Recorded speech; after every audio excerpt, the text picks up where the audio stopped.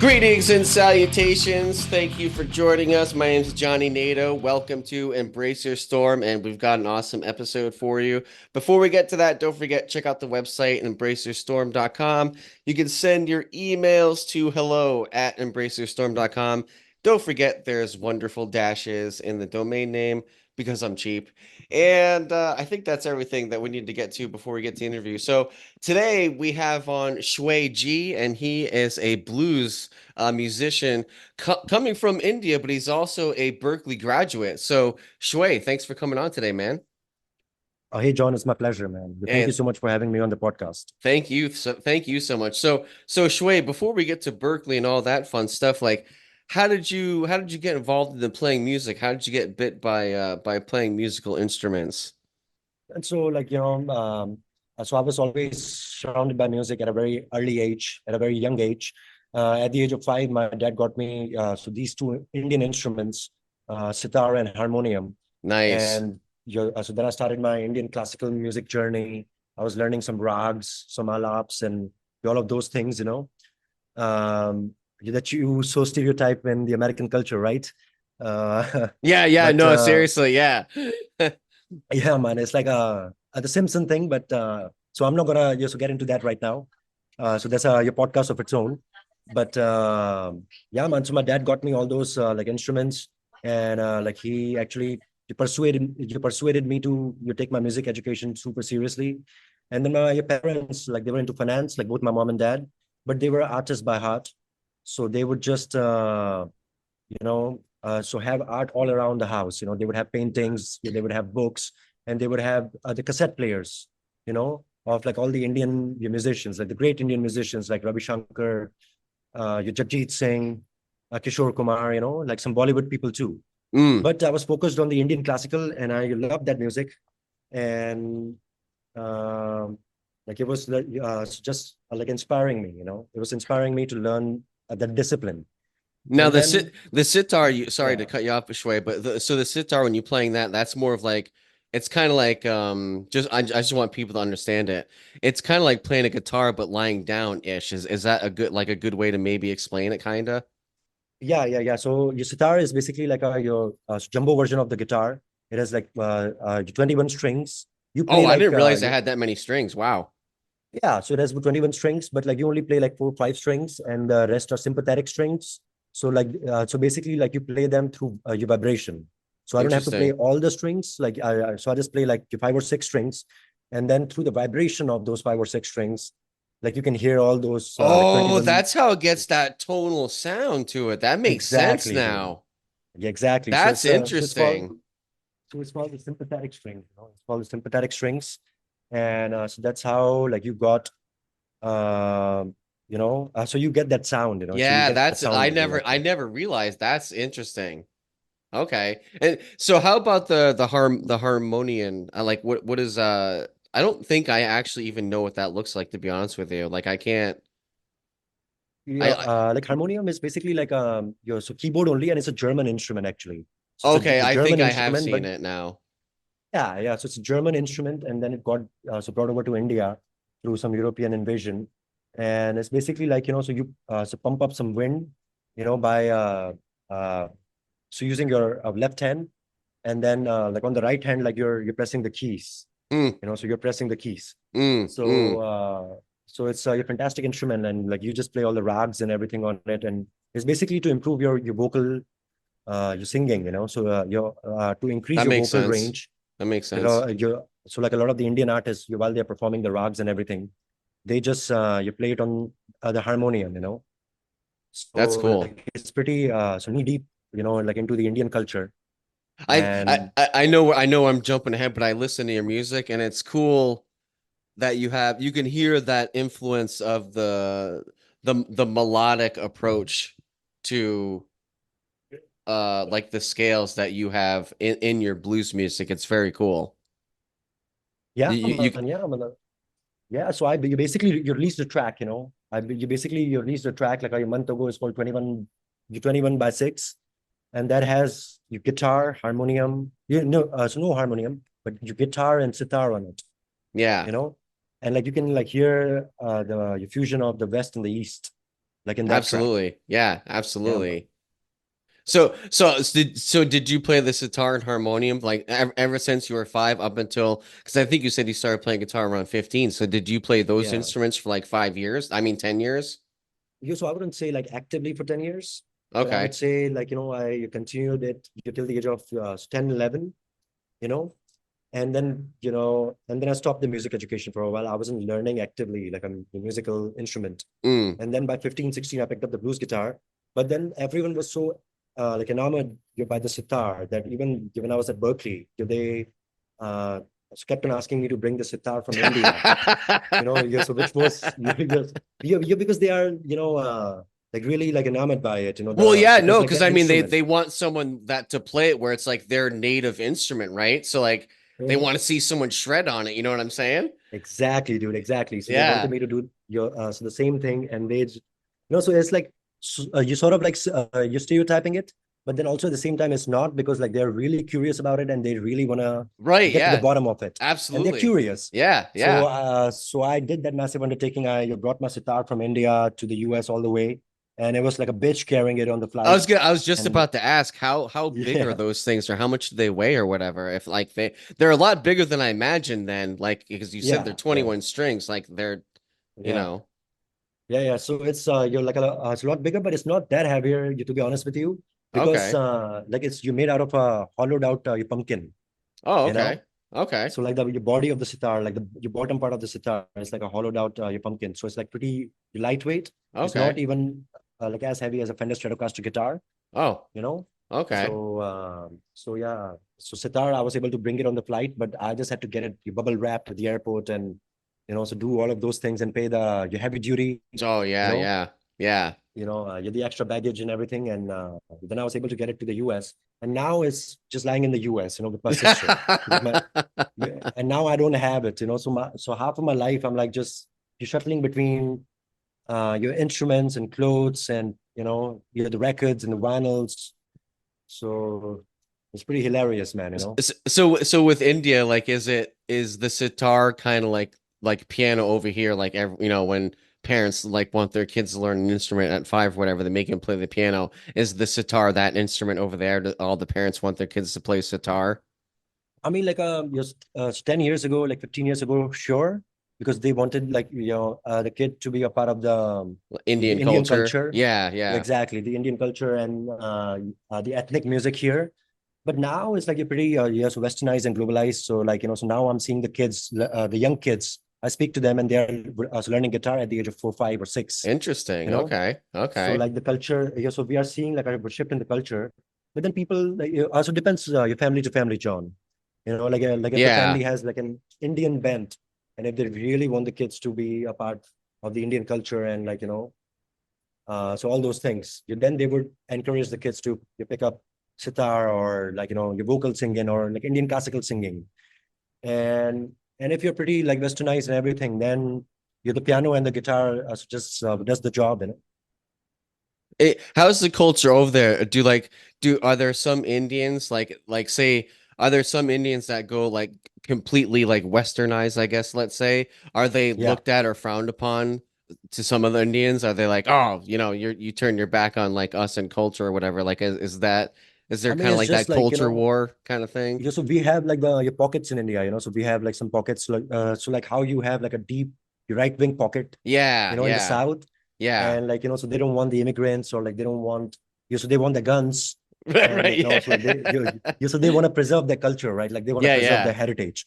So the same we have in India, like so there are certain states, like in India, and there's a certain belt in India, so if Mm, you would travel mm. through those belts, so they don't want that much of a Western influence, Okay. you know. But I Okay, would that say makes like sense. yeah, but I would say like India as a whole, like people as a whole, like people don't care about that stuff, man. It's just like Yeah. your group of, you're extremist, like they Yeah, want to yeah. preserve the culture, and they think that the only way to preserve the culture is by you learning and behaving in our, just learning and you're behaving or like adopting things from our culture.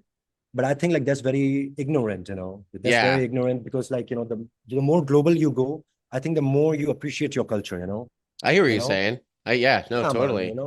So it's like, yeah, but there are some your pockets in India where they would encourage you to learn Indian classical and also would dress and behave in a certain way, Mm, mm, But like mm. India as a whole is just globalizing you super hard, man. Like India is just so coming up. So I think like we have like a good balance of the Western and the Indian culture, I the hear you. Western and the Eastern culture. Yeah. Yeah. So then at 15, then when you discovered blues guitar, like kind of walk us through that. Did you hear a song and were you like, oh my God, what in the world is this or whatever? Like where or did you see a guitar and you're like, I need to play that? Like what kind of happened? Yeah, that's a good question, John. Um, yeah, I mean, like, so it was like you're basically an amalgamation of the Mm, West and the East at my household. So I was like, so coming up with those counterculture values in early 2000, so mm. early 2010s. And I was so just playing rock guitar all day long and blues guitar in my bedroom. And my mom like really got worried for a second. It's like, so he's behaving like an American right now. He's just, because I was listening to the Clash, the Who, and Yeah, yeah. yeah, and like so Led Zeppelin and the Queen and so Absolutely. all those bands, man, and so funny that so I say all those bands and I say American, but all those bands are British, Yeah, you know, exactly. I was just about to say those are yeah. actually So all all English. those exactly, man. So all of those are like English bands, and uh, and then we had the English invasion back in India, So that's also like a funny thing, because we were colonized, Yeah, I was gonna say so by you the literally British. had the English invasion. Yeah, yeah, exactly. We literally had exactly, John. Yeah. So you're totally right about that.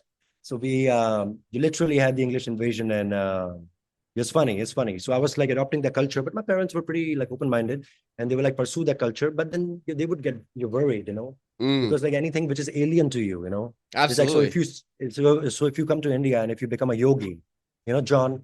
So your parents, like so they would show a little bit of apprehension. It's like, so what is happening here? So what Mm, is your John trying to pursue? mm. So I mean, the same happened to me. So for like a year or two, like you're really worried. But then I had a teacher here who was just trying to calm you down the situation at my household. It's like, so don't think that he's doing something wrong or because it's alien to you. But Yeah, then making it your career in it, so that's like a whole another ballpark, buddy. You know. yeah, yeah. So yeah, man. So So so initially, how was it like putting like bands together and stuff in India, like rock bands or blues bands? Like how was that like putting bands together there? I mean, you're supporting bands. So back in the day, like, so back in the 90s and early 2000. So like most of the bands, so we had a huge heavy metal No kidding. your resurgence. Yeah, yeah, it was all heavy metal. Your people were so wearing t-shirts of Pantera Yeah, and yeah, yeah. Metallica That's and funny. all that, So that was like a huge thing. And if you were in a band, it was like a assumption that you were in a heavy metal band, you Okay. know? So like heavy metal was like huge so in my city. And there's this your architectural your school, which is very famous in my city. It's called SEPT. Mm. And so SEPT would do your weekly shows, and they would just so it was all heavy metal, and it was like a little your mosh pit, and your people were just living that culture. So that sort of a culture was prevalent. You're back in India in the early 2000, but Mm. then you since you got into the band culture, like so early 2010, so that's when I graduated high school. So people were more like open, to discovering your new stuff. So rock bands were popping up, some Okay. blues bands were popping up, and some your folk band, your singer songwriter bands were popping up. Yeah. So yeah, so like the cultural, so we could see like your shift in the cultural your paradigm, What you was it know. like? What's it like to kind of get musical instruments or like, a band needs to practice it, somewhere other like buildings that like let bands rent out spaces or do people practice like in, other people's homes like we do here in the States? Like like what does that look like? Yeah, exactly, man. It's like a your combination of both. Like so, like in the suburbs of states, so you have like the garages, right? So Yeah, you can yeah. just get into a garage and like so you can just you belt your tunes all day long, and that's fantastic. So we don't have the culture here in the city because it's all apartments. It's like Okay. your New York City, Okay. it's like all Yeah, the yeah. skyscrapers and everything. Yep. So we have your rehearsal spaces, So we have like Okay. rehearsal spaces that we can so rent out. You buy the hour, and like or if we like have a friend who has like an abandoned office space or or Yeah. like his house, so he has a big enough house to accommodate the band and the drummers. So yeah, so we would do that. But Ha- you're putting together like a band, and you're renting out a space has become like a common thing now, you know. Back in the mm, day, so it wasn't a thing. Now it's like every other band is doing that. yeah, yeah, yeah. So, all right, so like you're playing guitar at 15. You know, you're I'm Mhm. assuming you're kind of in bands by 16 or 17 probably or whatever, Yeah, you know, jamming with people. yeah, yeah, So you graduate high school, I'm assuming at like 18 or whatever. yeah. So then That's you're correct. like, you know, not not to be like like you've kind of mentioned this stereotypical thing, and I think it's kind of funny. So Yeah, but I'm gonna keep going with it on yeah, you on this one.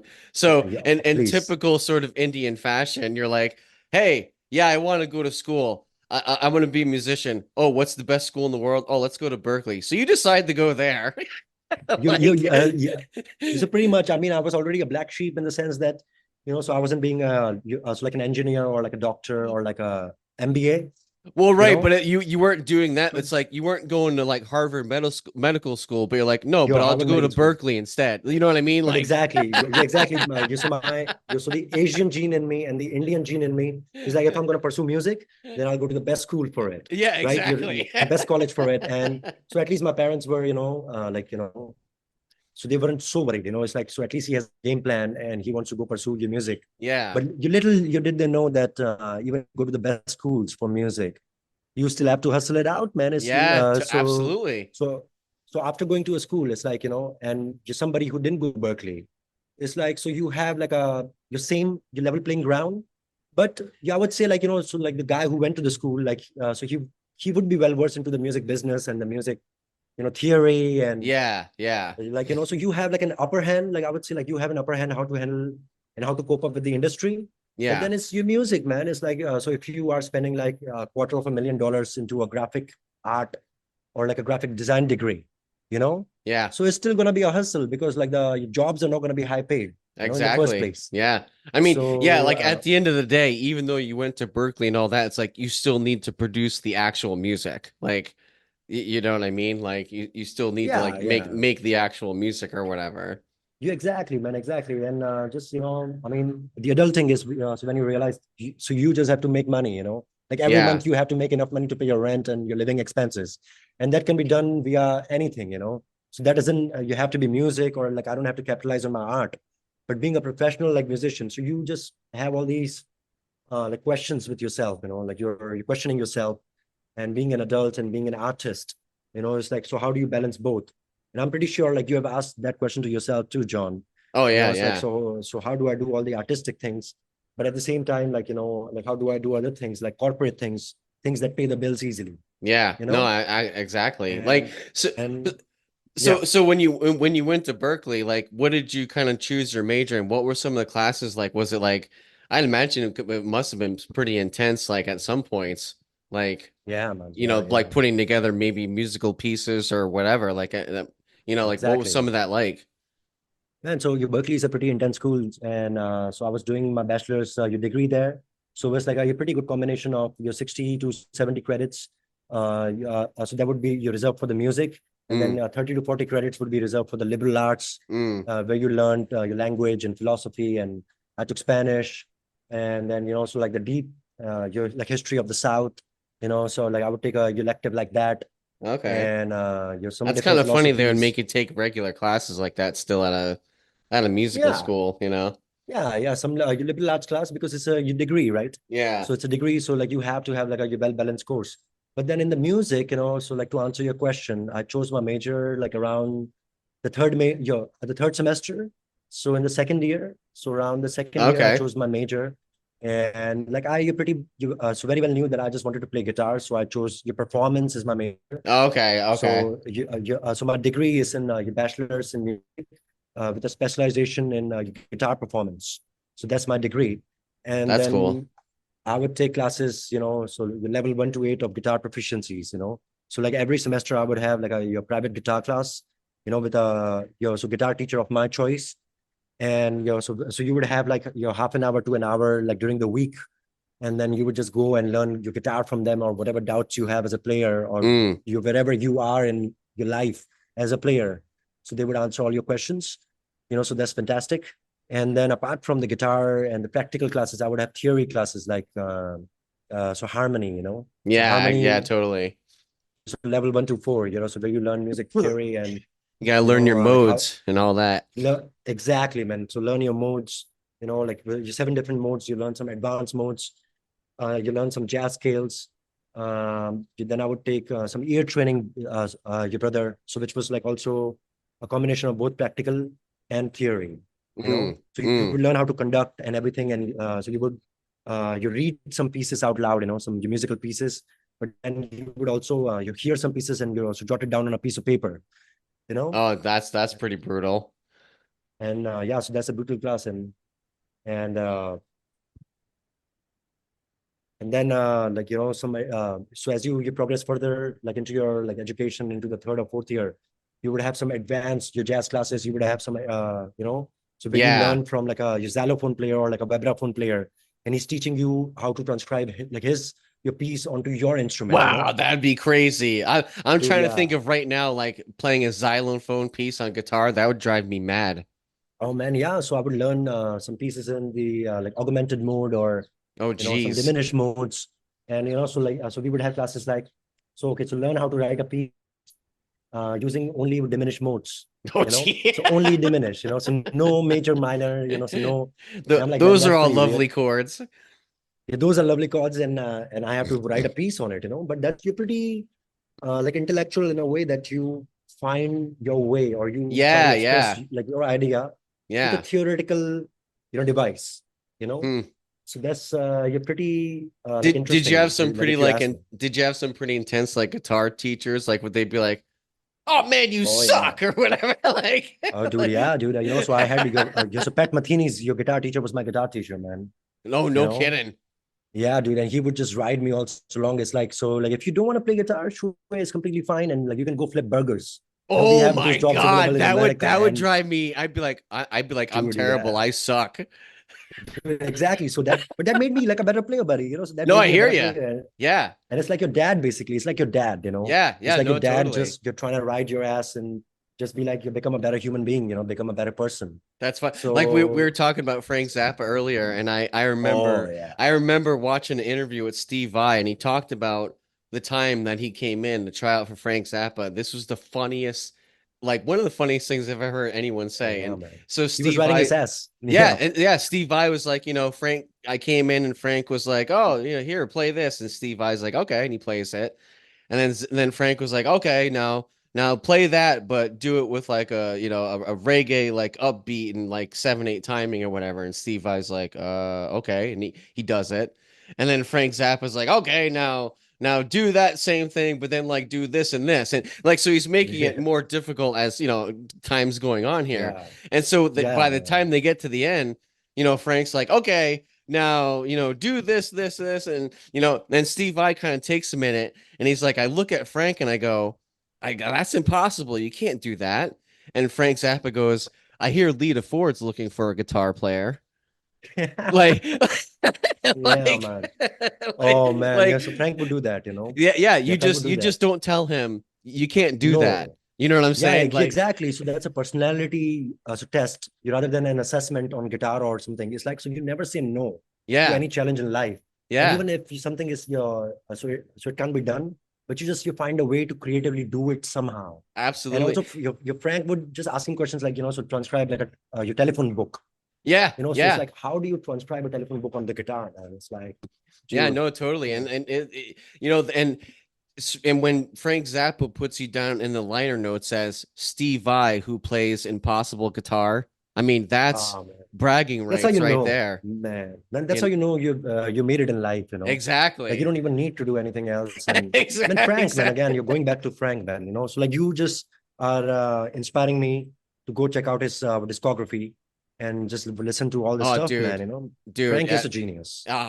everything from like the mid 70s on is all my favorite stuff. I mean, I like everything before that too, but really for me, like the 74, 73, and on, like anything from is just all amazing stuff. But, Yeah, man. but I don't know where I was going with that, but I just I felt like I had to tell that Steve Vai story just because it's so All the funny. classes, Like, man, so it's like your classes, so Steve also went to Berkeley, so Steve Vai, like yeah, he also yeah, went to no, Berkeley, and yeah, then when he dropped out, and then he dropped out to pursue your Frank and like Joe Satriani and all these great artists. But it's like, yeah, man, the classes there, so like they pretty much so taught me to be comfortable in any musical situation. So if you that's like throw me cool. in a rock Did they band, did or they if you do a throw lot of me, like improvisational classes or whatever? oh Like, yeah, yeah, because it's a jazz school, buddy. So yeah, it's a jazz yeah. school, and like so every week we would also have an ensemble. So like every week, so we would just go, like so this is how you so funny it is. So I see some kids you're complaining that they have to go to a 9 a.m. or a 7 a.m. lecture. You're right, but I never had that, buddy. So I had like a 9 a.m. Your lecture, and that lecture was like ensemble. So I would Ah, so just it's like a jam basically, session. bro, it's like a jam session at your 9 a.m. on your Monday. So I would Right. just get super high. I would just get super, super high, and I would just show up for my classes. And one of my teachers was like, "So if you don't come to class high, then I don't want you to play." And I'm like, so is that a part of, so any Berkeley teachers hearing that, I'm just totally kidding. But maybe I'm not kidding, maybe I'm not kidding. But yeah, man. So like, so just jam, just would take solos and just improvise stuff, just create stuff on the go. That's So all that's like, that's what I love yeah, about music, me personally, the most is like yeah, when you're kind of practicing with a band and you're just like jamming out and like you're just making stuff up on the fly that you maybe are never gonna play again. Like exactly, man. that's the moment I love being in. Dude, so that's the stream of consciousness. I was just Yeah. reading in a book. So it's Yeah. like just this ultimate stream of consciousness, and you're creating on the moment, because like even the songs that you have created, and you are the creator of that song or the songwriter of that song, but you're playing this the same song every single time. But then there are people who play the same song differently every single time, That's including what Frank Frank would Zappa. do. Yeah, and so Richie Blackmore, and even Steve Vai, or even Hendrix. Yeah. So like you take a new solo every single time, or just try to do something. You try to add like your mood in that. So your mood. So whatever you're feeling in the moment, even if it's a happy song, but if I'm feeling super sad, then I'm gonna try to have some melancholy, or Yeah. like your bits of those things in it. So Yeah. it really changes the vibe, and improvisation is huge for me. And your Berkeley is a big improvisation, like a jazz school. Yeah. Yeah. So the foundation is you're like a jazz school, but they have about 300-400 ensembles. Oh, So so like you they can, I was actually that's funny you said that. I was just about to ask, so do they have like blues, ensembles and Mhm. stuff like that? Okay, okay. So they That's have your cool. blues ensemble. So any ensemble that you can think of now, they have it, and they Like, have so some do they have student. like heavy metal jams and stuff? Oh yeah, big No time, man. kidding. So we have, so we have like your faculty. Some of the faculty are like pursue. So they are heavy metal your players. You That's know, funny. and so they play in a heavy metal band, and they like your Spyro Gyra, or so all these your bands, so all these Yeah, bands that I yeah. don't, so I don't know anything about, but like like so like a great deal about. Yeah, yeah. So so they would like encourage students to play, or students who had like a heavy metal, or like a heavy, or you're like a hard rock band. Yeah. So they would choose them as your guitar teacher, That's cool. your for their proficiency. So Yeah, so after you graduated, you hung out for a little while, like you lived in New York and stuff. So what was that yeah, like being hanging out in New York, graduating Berkeley? Like, yeah. I'm assuming you kind of dove in head first trying to do like the full-time musician thing. So like how did that go? Oh man, it was the best time of my life in New York City. I was having, I mean, like the blast of my life, like the time of my life. And also I had like, so made some connections while I was at Berkeley, That's because cool. I would just, keep going to New York City on the weekends for some gigs and everything. So Yeah. I made some your connections. I made some your network, and some of my peers were there. And also like, my sister was there. Oh, that's cool. So yeah, man. So I had like an ultimate blast. I was just, so dive in, your head first into the music. So that's your true, like, so living like a life of a musician, So that was So the time I was you're living. Yeah. did you have a blues band then? Is that when you put together like your blues band? Was No, that no, no, no, man. okay? No. Okay. So the blues thing, it all happened after COVID, and Oh, okay, you're, okay, you're in India, so all that happened okay. while I was in India, but in so New York City, I was pretty much just playing all sorts of different bands, man. So like, so anybody who would hire me, you to be a guitar player in the band. So I would just you try to serve That's them as a pretty cool. musician. Yeah, man. So it was basically like doing some session work as a musician in New Yeah, York City. yeah. Like So in India, I did you made do this any like band. studio work or was it more like live Oh stuff you were yeah. doing? So I would do both, man. I would do both. I would do some studio stuff. So people would call me for some studio gigs. It's like this one friend of mine, she was you're putting out her your record with about 17 songs. So she asked me to you perform on like 15 of those, 15 out of 17. That's So I would cool. like hit the studios with her. I would go to the studios with her and the whole band, like this beautiful studio at Greenpoint Avenue in Brooklyn, like overlooking the sea, or like Yeah, overlooking the yeah. river. And it was like, so we would so just be locked into the studio for like 48 hours or, 50 hours. And we were living with the band, and so it reminded me, so back in the day. And I still also miss that, here, because like the music recording scenario has changed so much. Now you can record like 5 albums in your home Yeah, no, on your seriously, if you got a on your decent MacBook. laptop, like anyone can Exactly, record dude. now, it's crazy. Exactly. But then you miss out on the human element. Like it's like if you're recording it with 5, 6 different humans and the Yeah, no, I live hear you. instruments, and you're making some errors. So that's what you miss the most, So like early 2016, it was still there, but now, you're 2024. It's like nobody you records so in a recording studio, like only bands who are you signed or doing good or they have some finances Right, that right. you book down the studio. And so yeah, man. So all those sort of things. So in New York, I would do both, man. Session work and live work. And I was in like 4, 5 different live bands. So I would do some genres like R&B and hip hop, and some rock and some That's funny. blues and some jazz too. Like I was hanging out with some jazz cats, and I was trying to play jazz to save my life. Like how the New York, yes, a jazz scene is. I It I was brutal. love I love love love listening to jazz. I love crazy time signatures, which is why I love Frank Zappa, but I love Yeah. jazz because of the crazy time signatures and stuff. Oh yeah. I could not play it to save my life probably, but I love listening to it, you know? Man, yeah, yes, that's the stuff, man. So Zappa is like a perfect example. It's like so I just wanna study his music more and then have a podcast on that, buddy. Dude, And like you seem like the absolutely, man. guy. Anytime you want to dive in and come back on and we'll do a Zappa podcast, I would do that Yeah. any day of the week. Like, Dude, like so you'll have to be my teacher for that. So you have to teach me so what yeah, your dude, records to listen to. we'll connect after this, so we'll like through email or whatever, and I'll either 100%. make a playlist or I'll send you like, here are the, 20 Zappa albums you need to listen to or Oh whatever. man, that's incredibly sweet and kind of you, John. Yeah, dude. And No, yeah, we should do that. anything to get someone hooked more on Zappa for sure. Hell yeah. Um, so like when you're doing the session stuff, like what do you bring your own guitar and amp, or are you using the stuff there? Like what do you have for a guitar? What do you have for like an amp that you use? Like I need to know that stuff because I'm a gearhead myself. So You're back in New York City, or you're in New York so right City, like now? what were you jamming on the guitars and stuff back in New York City? Like Yeah, what so like jam? yeah, so whenever I would go to a jam session, so they would always have the guitars, or the Okay. studio would always have the guitar amps, So So like they my already kind of had like an idea of what sound they wanted you yeah, to kind of exactly, okay, exactly. okay, But okay. my preferred guitar amp, if you ask me, is like your Vox AC15, which is hand wired, and Vox AC30. It's like a Nice. classic your blues rock guitar, Absolutely. so guitar amp.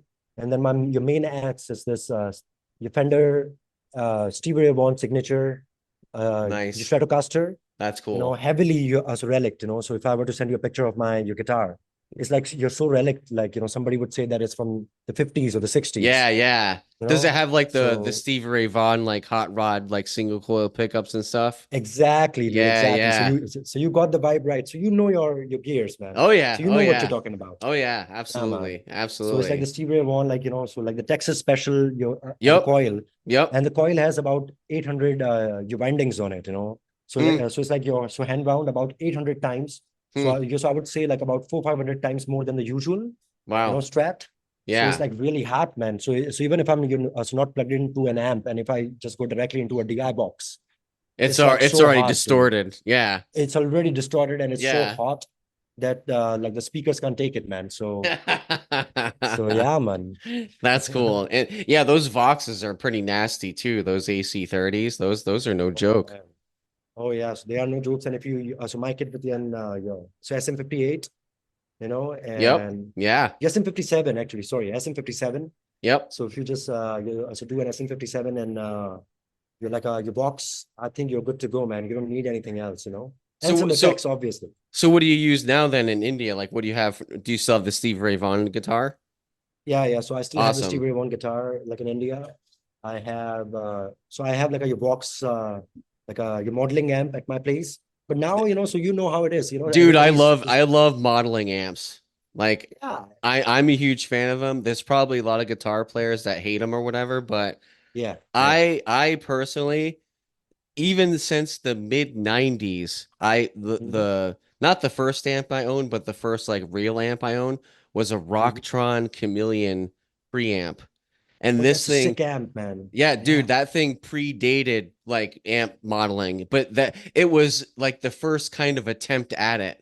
And Hmm. so I've been playing digital amps kind of like my whole life, really. So I'm a Oh, word. huge fan of the digital amps for sure. Oh, wow. Wow, man. Yeah, yeah. Yeah, I mean, the digital lamps, and now, like with the onset of the IR, like, how it is. Like, Exactly. so you just got a storm box and that's your amp, Yeah. and like Yep. you carry like the signature sound, and it's gonna have a sound, uh, you so like a printout of your sound, like your digital, your footprint of your sound captured on a device, so like Yeah. IR changes the game, and IR changes everything. And I think like Yep. IRs are pretty efficient, and is so you don't have to you lug your amp around, Yeah, so no, it's like exactly. so easy on the guitar players. But And people like you and I, John, like we prefer the analog, right? If I'm not mistaken. what's that? So people like you and I, we prefer the more analog version of Yeah, well, things, right? yeah, definitely like the blues and stuff. Like everyone wants the more kind of tube amp and everything. But like I said, I've just been a fan of the more amp modeling and digital stuff my whole kind of career. I've always just kind of leaned more towards that for whatever reason as a musician. I actually did a podcast talking about how that's affected my guitar playing because I Wow. realized, look, when you're playing like a, Mesa Boogie or a Marshall JCM 800, whatever, right? Yeah. You're pushing the tubes. You got to crank up that amp to start pushing air through the speakers and everything. You want to get that sound. But when Mhm. you're cranking the amp and you're using the tubes, there's so much Yeah. kind of like dynamics between Exactly. your picking hand and the strings. So like Yeah. Yeah. how you attack the strings is going to affect the sound, you know? Exactly. And the tubes are you're warming up, right? Yeah, So like, yeah, so you can capture that tone like in the IR, but like the tubes are you're warming up as we speak. You're at a gig, you yeah, know. So the yeah. warmth of the tube, it also adds to the tone and your rich, the Yeah, no, dynamic flavor. yeah, exactly. But since I've always played digital amps and Mhm. since they always have how would you they always kind of have that big sound like Yeah. when you're Yeah. playing, Yeah. so even if I Like a high pick gain. Yeah. exactly, so even if I'm picking really light and my attack is Uh-huh. really light on the strings, it Yeah. still is a huge wall of sound. So Yeah. Yeah. Yeah. my picking on my guitar is super light. Like when you Nice, man. watch other musicians play, you can see them Uh-huh. hammering on their strings. You can, sometimes you can Yeah. hear the string noise over the mic'd amp. You know what I'm saying? Yeah. Like Yeah, man.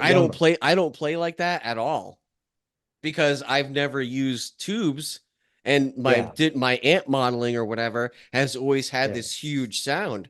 So like it's Yeah. kind of funny how it really has affected my playing. Like not in a bad No, way I or get that. whatever, but No, no, no. it But just it's like, shaped, yeah, it just shapes the way I yeah. play.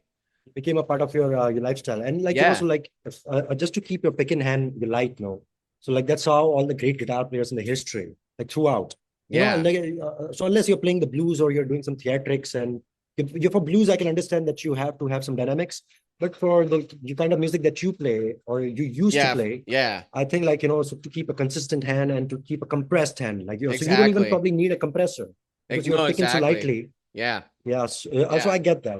I get Yeah. that, and for the kind of music that you play, I think it also works out just perfectly fine.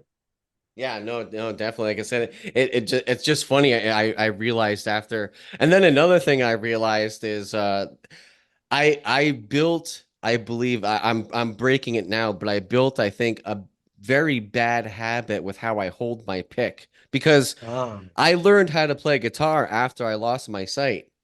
So oh, I was 14 years old, and I mean, before when I could see, I would watch people, kind of playing guitar, but I wouldn't actually like pay attention. You know what I mean? So like Would. I wouldn't look at how people are actually holding the pick. So for Yeah. me, I would hold the pick kind of like way back. I would leave like a lot of the pick open between like my fingers and the string.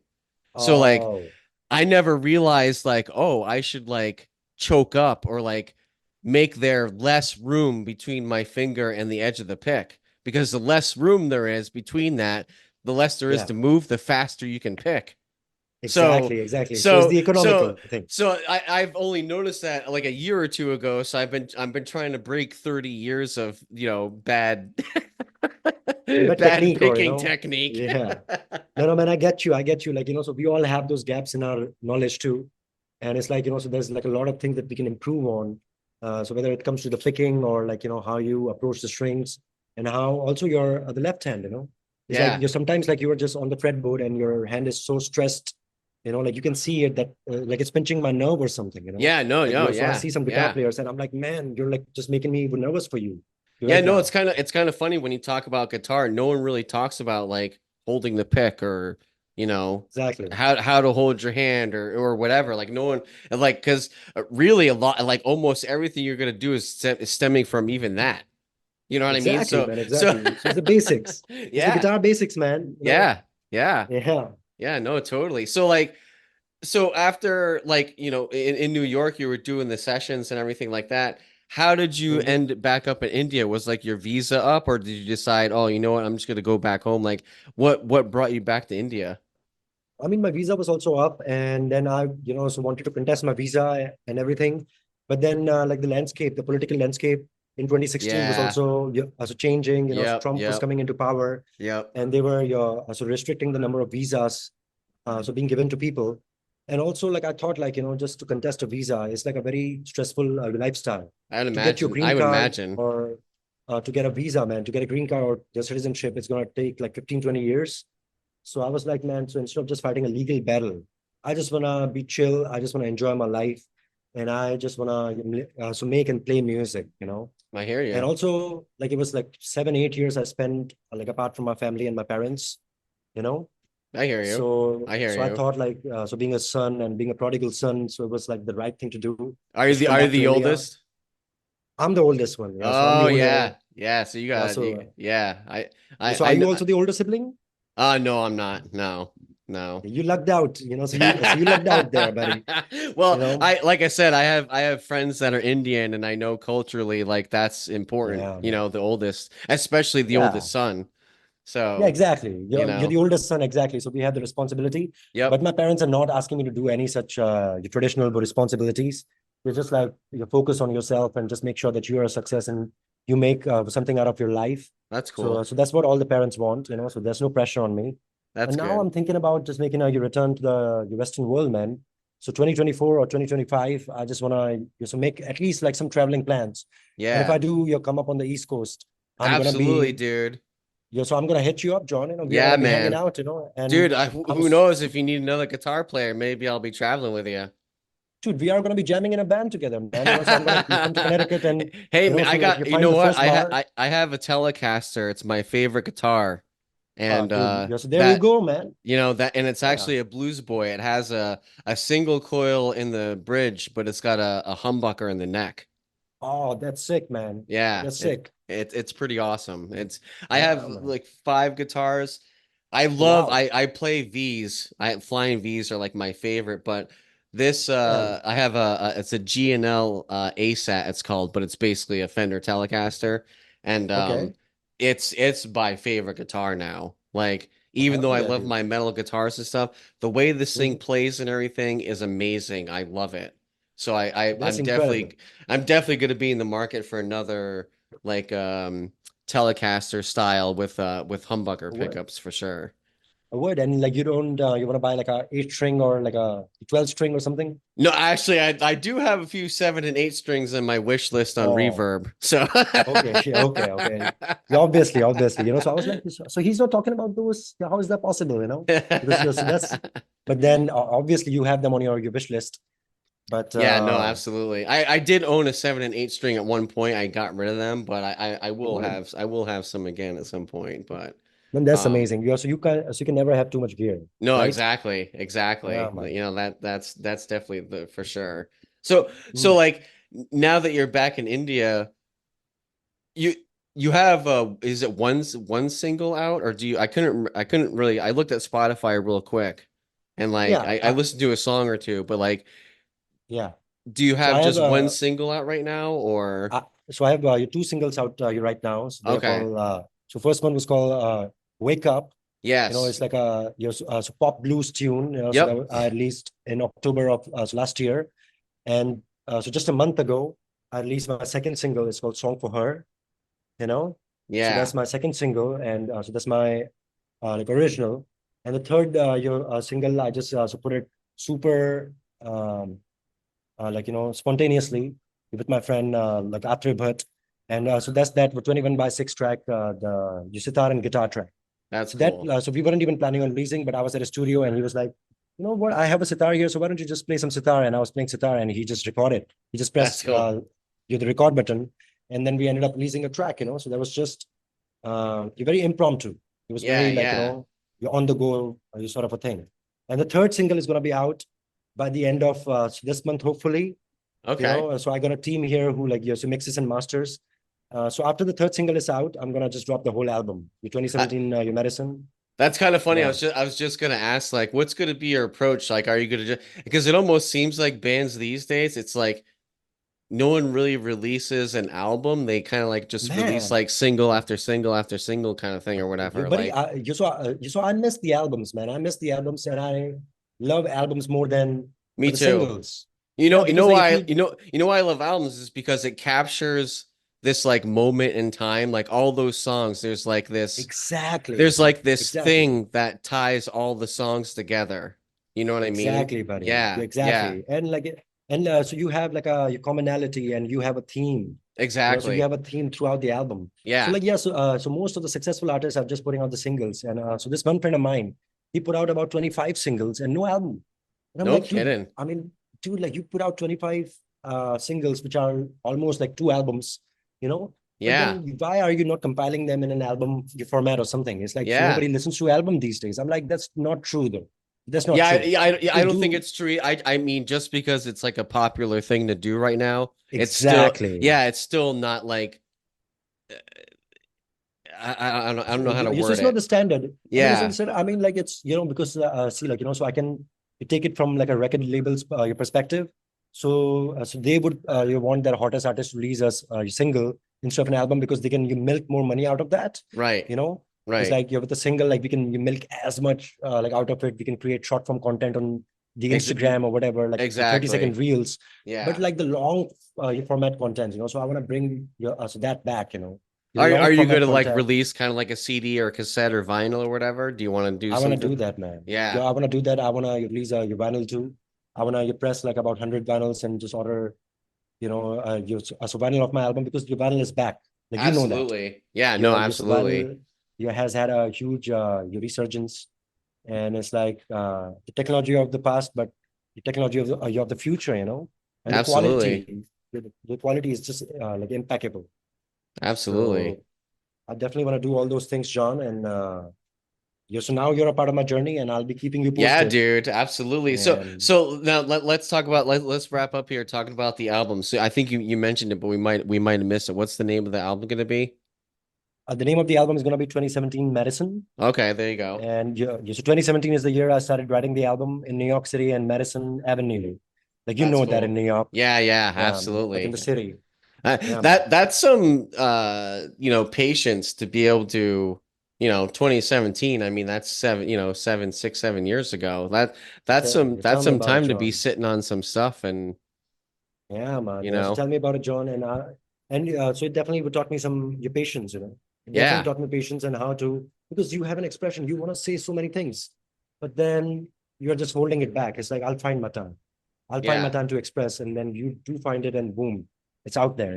Yeah, no, absolutely. So, So did you record everything and master it in New York or did you master it in India? Like how did that end up like working itself out? I mean, you recorded like most of the album. I mean, like yeah, so 3 out of the 6 tracks from the album I recorded in New York. Like all the Okay. parts I recorded. And then I also had some of my Berklee friends to play on it, like Song for Her, the last That's track. cool. Yeah, man. So like I had your Aaron Nashville, so Aaron Lawson from Nashville. Hmm, And now he's just you're touring with your Katie Pruitt and all these your big bands. So man, he's just playing stadiums and he's playing like NFL stadiums and so whatnot. So that guy played on drums. that's cool. He is your on Song for Her. This guy Kenny Pearson, he played keys and bass on Song for Her. So I did the guitar, the vocals, the production, the beats. So That's I did all cool. of that. And then like we also got a female vocalist who's living in Colorado. So she did the backing vocals on that. And yeah, so some of my Berklee mates were on the tracks, and I should throw light on them. So that's a good idea, and I've always Yeah. you tried to do that. And so yeah, so most of the capture was in New York, and then now I'm mixing and mastering the album in India. Okay, So I that's got a cool. mixing engineer in my hometown, and I just sit down with him, and he so does all of that. That's very cool. Yeah. So how's kind of like the recordings? I mean, we were kind of saying it in passing, like, oh, anyone with a laptop can kind of record or whatever, but like, are there quite a few like studios or whatever in your area that for like recording and Yeah, stuff? Yeah.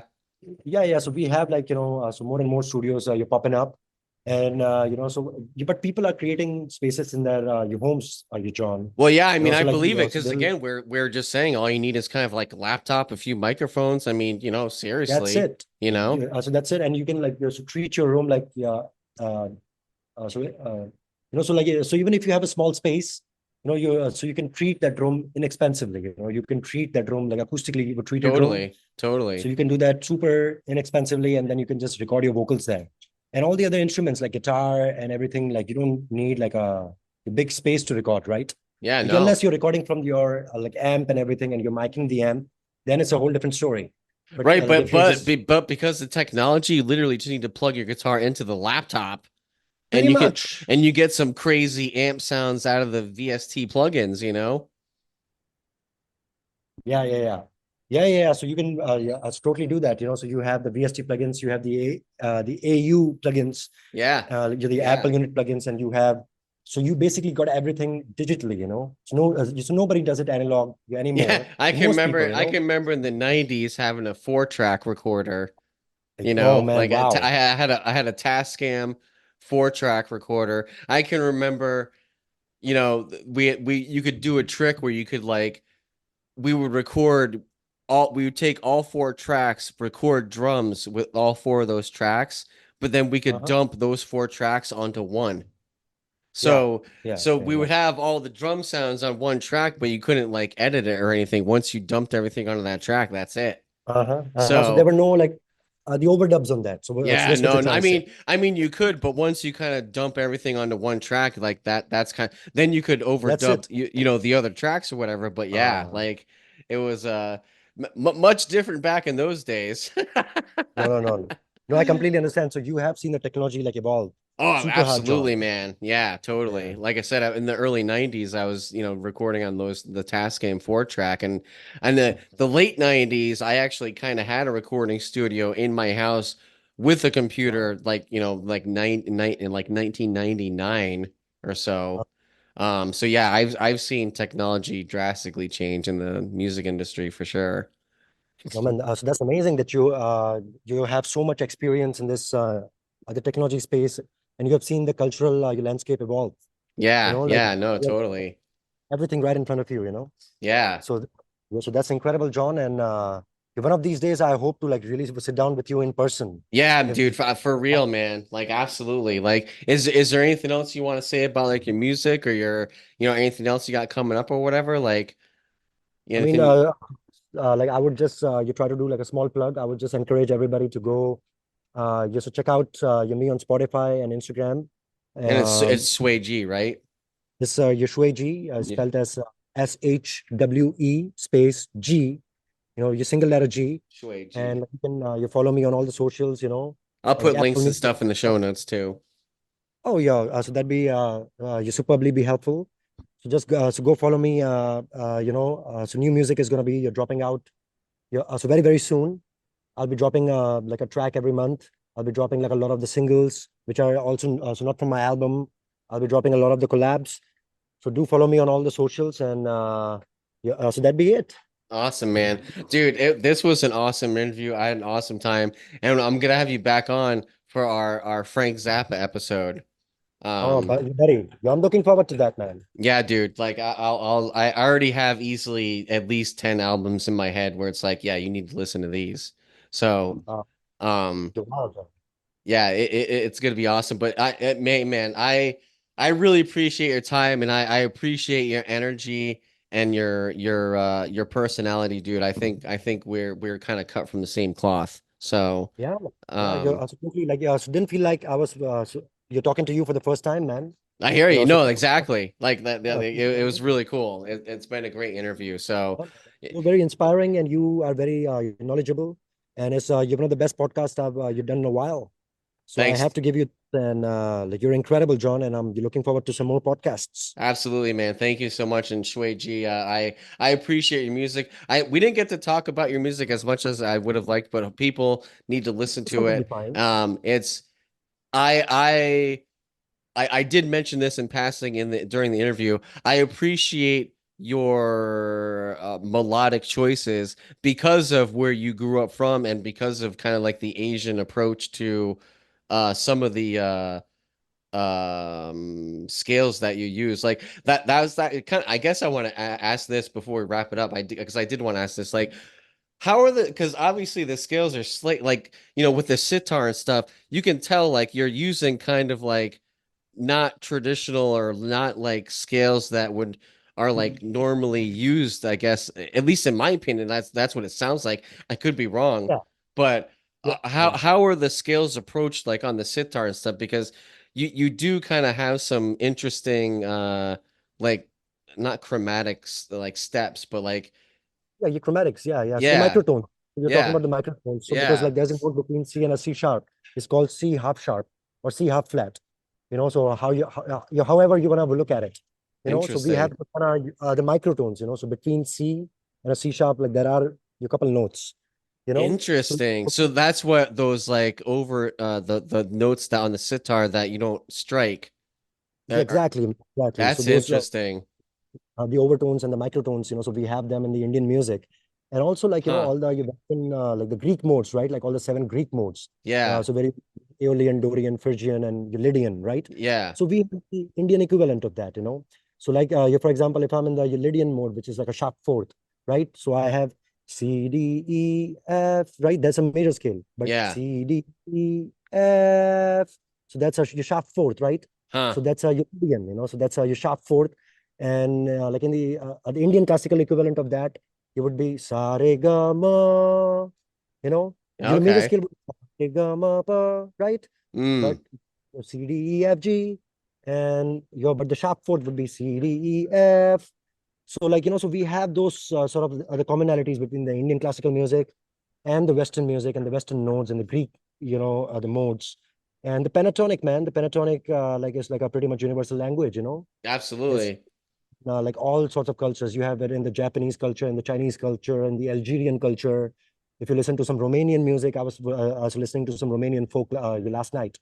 So you get all those sort of like commonalities in the the music like all over the world. You know, Yeah. like you No, certain but things. it's just cool to hear like I think it might have been the song Wake Up, but you do like, is that the song like you kind of do like the like a quick little like clean channel like little run on your guitar, and like in that little run, I think it's the song Wake Up. It was one of the two songs I listened to, but like Yeah, yeah, just some yeah, of the yeah, passing notes you use, it's like, oh, that's totally, from your kind of like yeah. Asian or, Indian. Like, so it's cool to hear Exactly. blues with that little overtone to it. It's really cool.